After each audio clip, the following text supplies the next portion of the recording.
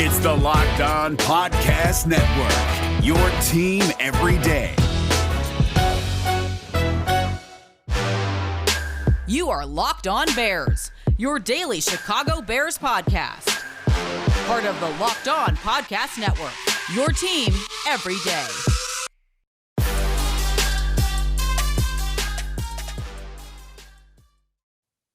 A big deadline is coming up for the Chicago Bears to negotiate with Allen Robinson. And all Ryan Pace needs to do for sure is just not screw this up. This is Locked On Bears, and I'm your host, Lorin Cox. I'm an analyst for Pro Football Focus, and I'm here to bring you your daily, in-depth Chicago Bears news and analysis. Today's episode brought to you by RockAuto.com. Amazing selection, reliably low prices, all the parts your car will ever need. Visit rockauto.com and tell them Locked On sent you. On the show today, we continue our Bears training camp previews with the wide receivers, timing up nicely with the franchise tag deadline for Allen Robinson. So we'll go through some of the different negotiating dynamics and why the Bears just need to avoid some of the same mistakes they made going through this last year with Robinson, where things blew up and almost went beyond repair. Even if they're not going to be able to get to a long-term deal right this second, let's just make sure that we keep things more or less friendly in that regard. We'll also try and figure out what expectations are realistic for Darnell Mooney entering his second year. All of the hype about a potential breakout, but there's a real question here of just how much opportunity is there going to be in this Bears offense, and how different is that going to be, say, from last year, besides, of course, the obvious quarterback changes. And then we'll try and figure out who's wide receiver 3 and maybe who's wide receiver 4, if Anthony Miller and Javon Wims are even going to be here this season, if it's just Marquise Goodwin or bust, or if Riley Ridley could come out of nowhere. I mean, we'll kind of go through the cast of characters and figure out who might plug in where. But we start with Allen Robinson and his upcoming contract negotiation deadline. I believe it is July 15th.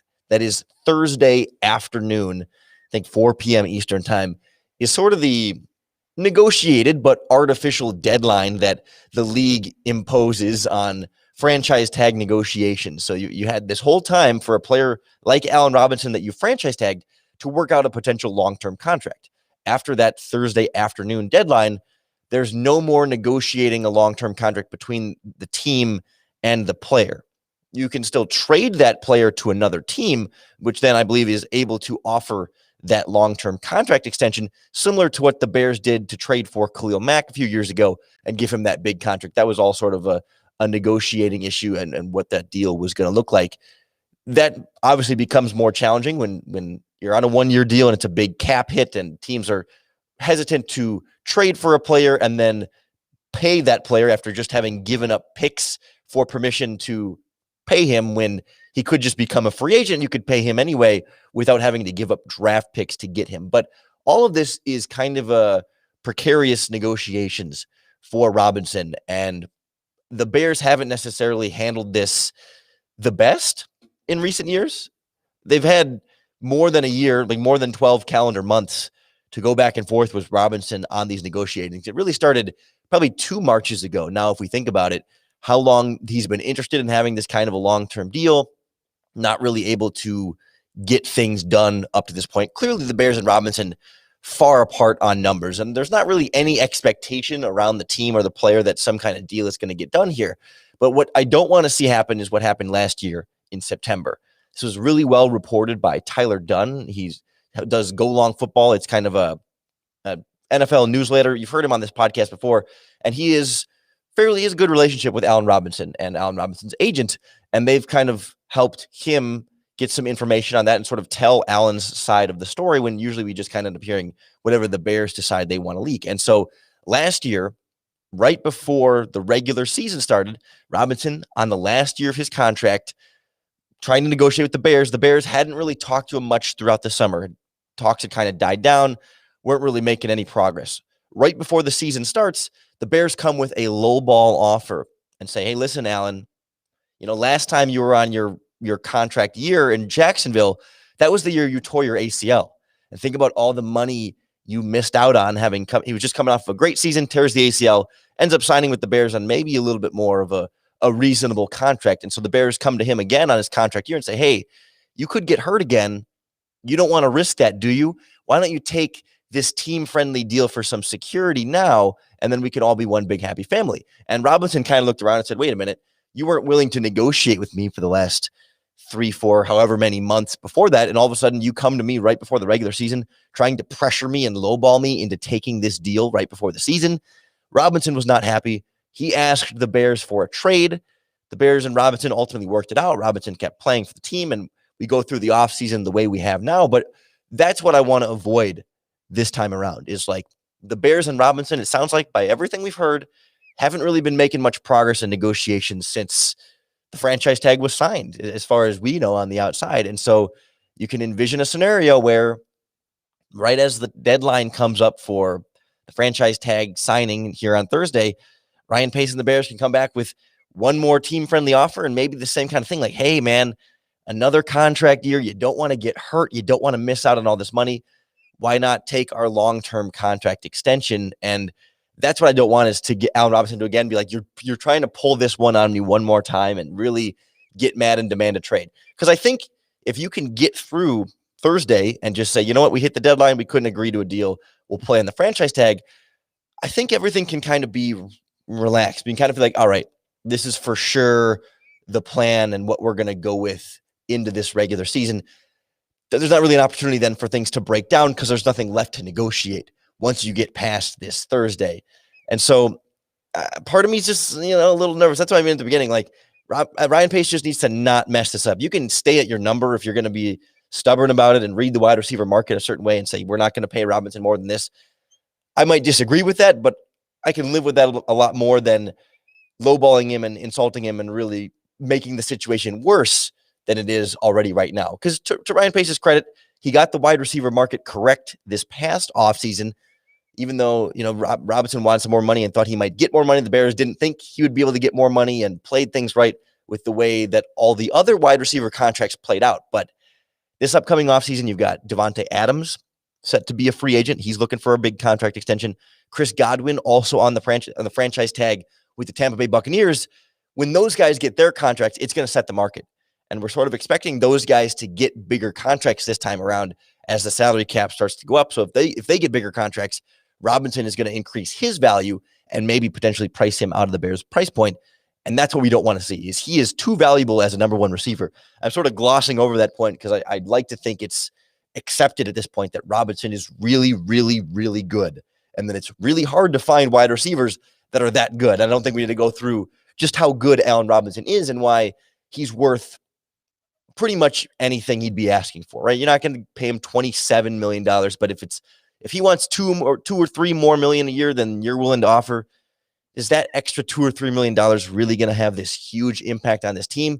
Or are you better off locking in your number one franchise wide receiver to have that safety blanket and that great weapon there for Justin Fields as you get to develop through along his career, and a great pair for Darnell Mooney, another guy with some higher expectations going into this season, but I'm not sure how high is fair given where things stand in this Bears offense. I think it's a little bit complicated to just say, well, he's going to take this big step in production next season without looking at some of the factors a little bit more closely. We'll look at what kind of targets and opportunities are going to be available for Mooney and how much better we can expect the quarterback play to be right away next on Locked On Bears.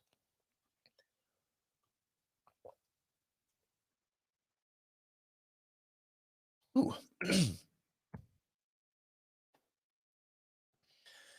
We've got a breakout flavor of Built Bars on a limited edition basis. It is grasshopper cookie Built Bars, the best flavor of the best tasting protein bars ever. It's the healthy version of a Thin Mint. It's mint on the inside with the 100% real chocolate coating that's on every single flavor of Built Bar. But then for the grasshopper cookie flavor, they actually grind up grasshopper cookies, the mint chocolate cookies, and sprinkle it onto the bar itself. So it's got this like dusting of cookie on top of the chocolate, on top of the mint, delicious Built Bar inside. And it's all low sugar, low calories, high fiber, and high protein. Looking at the grasshopper cookie flavor in particular, 150 calories, 17 grams of protein, and only 5 grams of sugar, and it tastes like a candy bar. I'm telling you, they're really good. I've had the grasshopper cookie. I've had every flavor of Built Bar up to this point, and you can't go wrong with any of them. You got to try them for yourself. Head on over to BuiltBar.com and enter our promo code LOCKED15, and you'll get 15% off your next order. That's promo code LOCKED15 for 15% off at BuiltBar.com. Everyone's getting excited about Darnell Mooney in year 2, right? It's like after he had a strong rookie season, we immediately sort of jumped to, well, what's he going to do next? What can he do next? What are we going to see from Mooney for his follow-up this, for his encore, I guess, in year 2 here? And I find myself getting caught up in that. He was making plays and really evolved as a more well-rounded receiver coming out of Tulane. We kind of thought of him as more of a sideline vertical guy, but this past year, really working the intermediate and shorter areas of the field, breaking a lot of tackles after the catch, not just being a before the catch speed guy, but elusive with the ball in his hands too. And so you've got yourself a real legitimate, solid, young number 2 wide receiver. And we all then want to see more and get bigger and better. And yes, when you bring in new quarterbacks and you feel like that can be a difference maker, it certainly can be. But my immediate first question is, how soon will it be? And we talked about this a little bit on last week's podcast about Cole Kmet and his potential breakout. And these two have some parallels here that we will expound upon in a moment. But you're going to start out with Andy Dalton for at least week 1. How many weeks after that, we'll see. And with Mooney, I think a lot of what we want to see is more of that deep ball action, more of those explosive plays. It seemed like last year there were some limitations on what types of playmaking Mooney was able to do in this offense, in part because of the quarterback play, which was also in part affected by the offensive line play, not giving the quarterback enough time for things to develop downfield. It's not purely Trubisky and Foles' fault, but we anticipate that upgrading the quarterback spot will help all your receivers. But I don't know that this stage of Andy Dalton's career, and very many of his stages of his career, he's going to be this prolific deep ball passer. He and A.J. Green had some success and a great connection, throwing some things up there. And that's certainly more the Allen Robinson mold.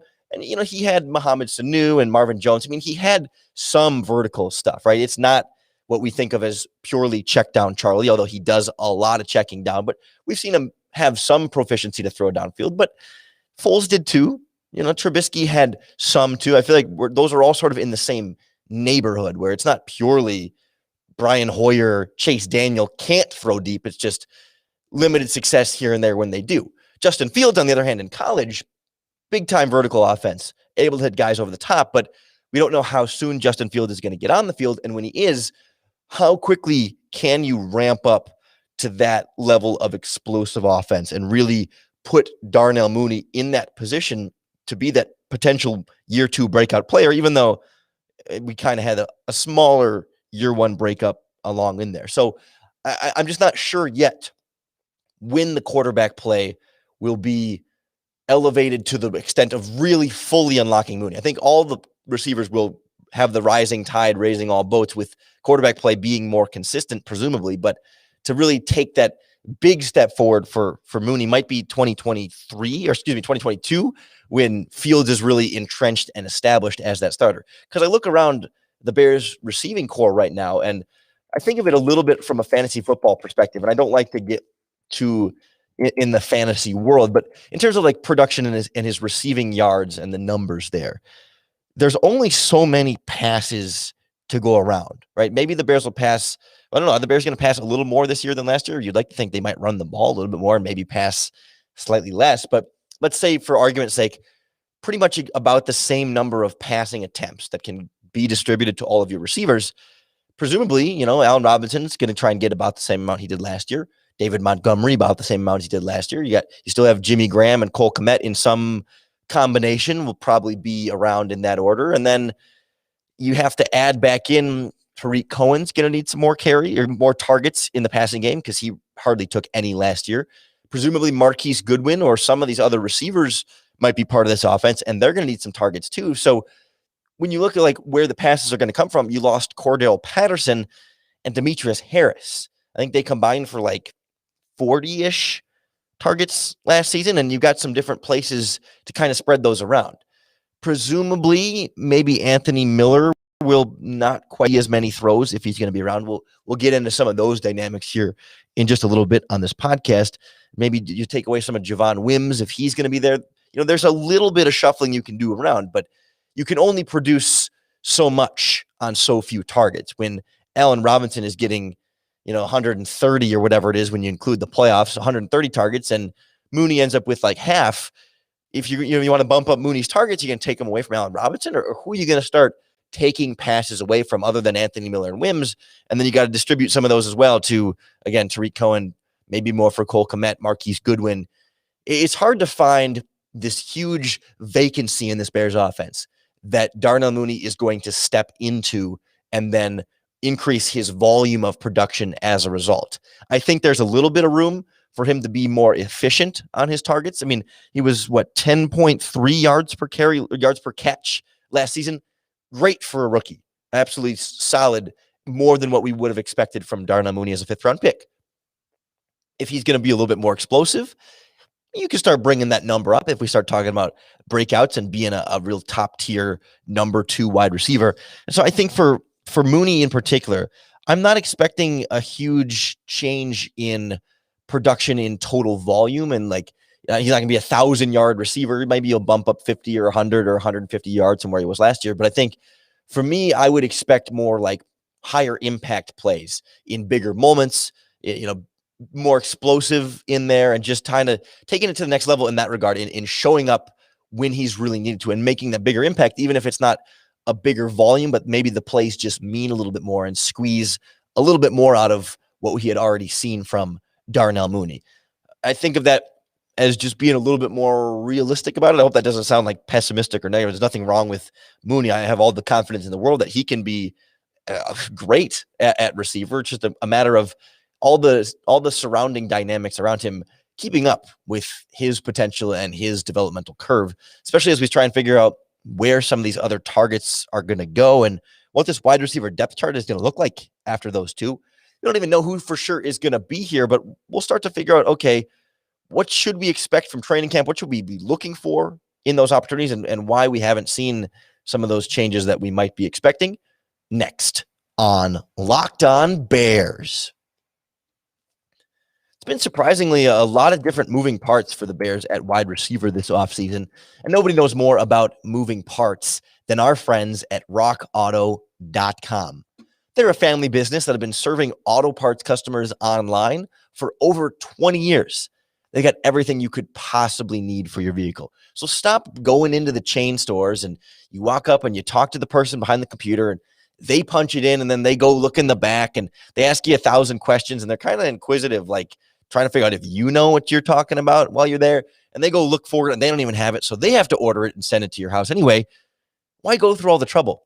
Go to rockauto.com right now and see all the parts available for your car and truck. You just enter your make and model and pull up all the different parts for your vehicles and sort between the brands, specifications, and prices you prefer.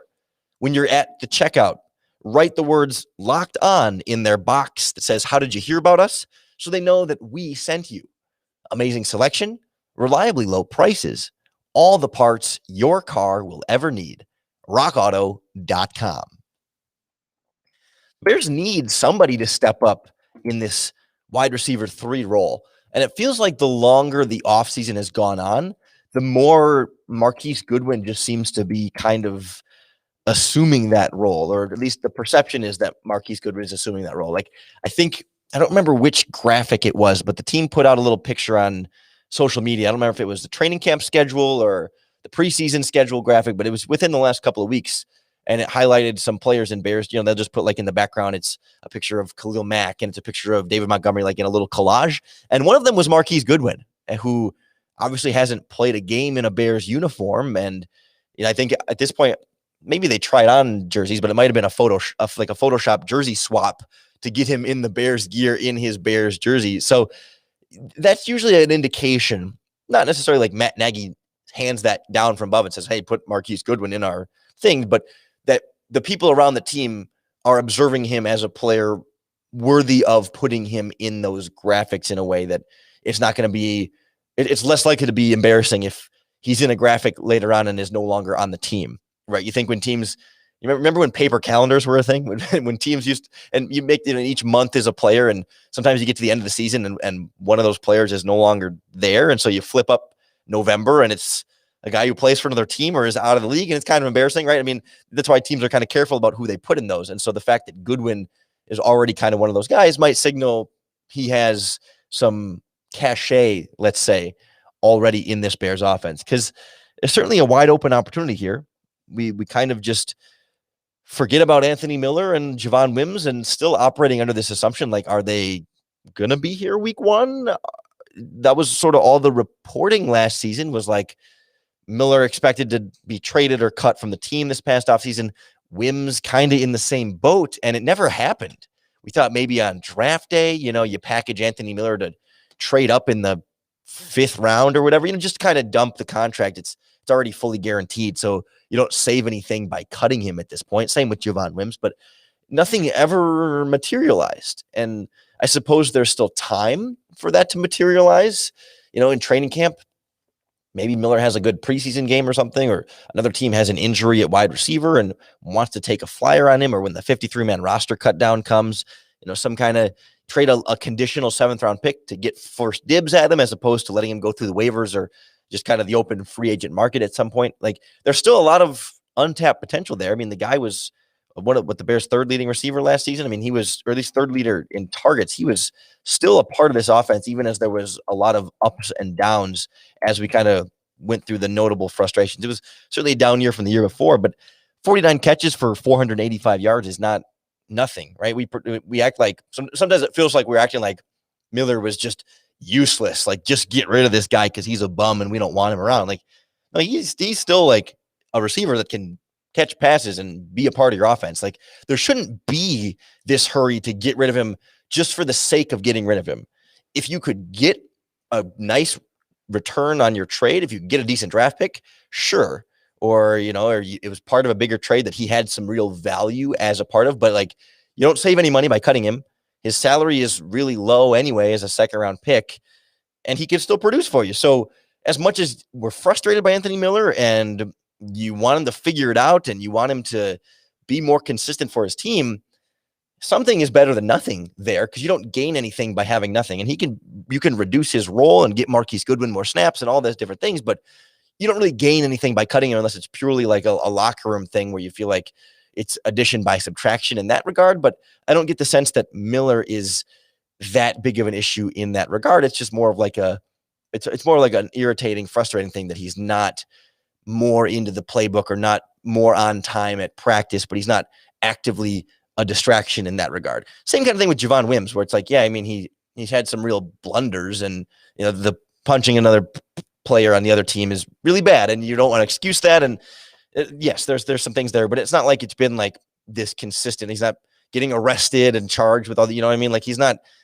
causing a lot of like off the field issues in that regard. So again, there's no rush to get rid of him. If the 7th round pick can keep progressing a little bit and be a part of your offense, there's value there, and there's not really any value in getting rid of him until, maybe when he becomes a free agent or whatever, and that's a different story. But again, might as well hold on to him for training camp. And so I'm going to be really curious to see how this wide receiver rotation goes, because we've talked a little bit before on this podcast about how there's a clear effort here to add more at that spot this offseason. When you sign Goodwin and Damiere Byrd and you draft Daz Newsome in the 6th round, he's been kind of non-existent because he suffered a shoulder injury during minicamp. I don't know if it was rookie minicamp or voluntary workouts or mandatory minicamp. I don't remember the exact timeline there, but shoulder injury has kind of kept him out of the spotlight. And I would sort of presume you start to fall behind a little bit as a rookie, and maybe the practice squad is a little bit more likely there for him. But there's a lot of bodies there, and that doesn't even include Riley Ridley, who is his face is still on the side of the milk carton, missing. Like, it'd be nice to know what happened to that 4th round pick that we all saw. It was a pretty solid route runner in college, and of course, brother of Calvin Ridley, maybe brings some unfair expectations, but no one thought he would step in and be a 1,000-yard receiver or anything. We just wanted to see something, and we've seen nothing. And that doesn't mean he's bad. It doesn't mean we haven't seen proof that he's bad, but typically, if you're a 4th round pick and you're good, you will get on the field. And if you're not getting on the field, it's usually an indication that they're not very good. You know, when Javon Wims is getting all these snaps and Anthony Miller continues to get the snaps, even when there's some frustration with how things have gone in that regard. And they sign, DeAndre Carter as a kick returner, and he gets some offensive snaps. And these different guys rotate in there, and it's been like everybody but Ridley until like late in the season and kind of late in games and some garbage time moments. You still got to give him the benefit of the doubt because, we haven't really seen it, but it's not trending well in that regard. And so it's as good of an offseason opportunity for any of them to crack into that rotation. It's totally wide open after Robinson and Mooney. In years past, we kind of thought maybe Miller was pigeonholing himself into one of those roles. And then it's for sure going to be Robinson, Mooney, Miller, and then everybody else competes for 4 and 5. But 3 is wide open too. I'm giving it to Marquise Goodwin at this point. For me, Damiere Byrd feels like kind of that veteran that has some experience. And you're like, oh, there's something there, but never really gets out of training camp. It's just sort of a feeling I get. But I get like the Victor Cruz vibe.